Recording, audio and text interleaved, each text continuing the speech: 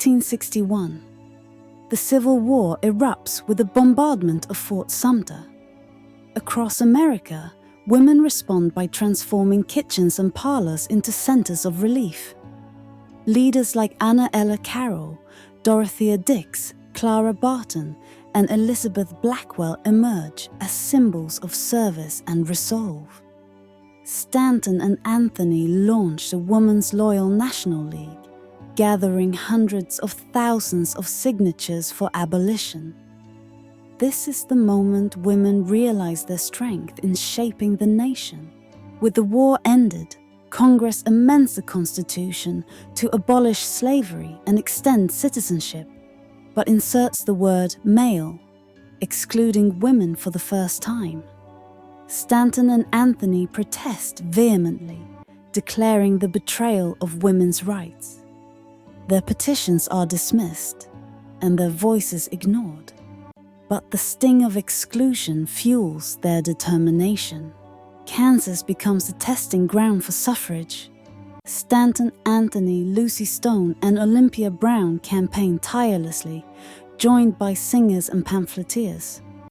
The opposition, backed by liquor interests, outspends and outmaneuvers them. On election day, women stand powerless outside polling places as men vote down their rights. Defeat is bitter, but the campaign marks a turning point. New York calls a constitutional convention. Thousands of women submit petitions, and Stanton herself requests to be seated as a delegate. She is denied. Inside, Horace Greeley's suffrage committee dismisses women's claims. George William Curtis speaks passionately, but the vote is overwhelmingly against women. Stanton watches from the gallery, betrayed yet unbroken. The 15th Amendment fractures the movement. Stanton, Anthony, and Gage form the National Woman Suffrage Association, demanding a federal amendment. Lucy Stone and Henry Blackwell form the American Woman Suffrage Association, favoring a state-by-state approach. Friends become rivals, conventions split, and energy divides. Yet both wings press forward with determination. Susan B. Anthony defies the law by voting in 1872. Arrested and tried, she is fined but refuses to pay. Meanwhile, Virginia Minor attempts to register to vote. Her case reaches the Supreme Court, which rules that citizenship does not guarantee suffrage. Courtrooms echo with rejection, but women's defiance grows louder. Not all is defeat. Wyoming enfranchises women in 1869, followed by Utah in 1870. In frontier towns, women cast ballots without catastrophe. But resistance remains. Myra Bradwell is denied entry to the legal profession.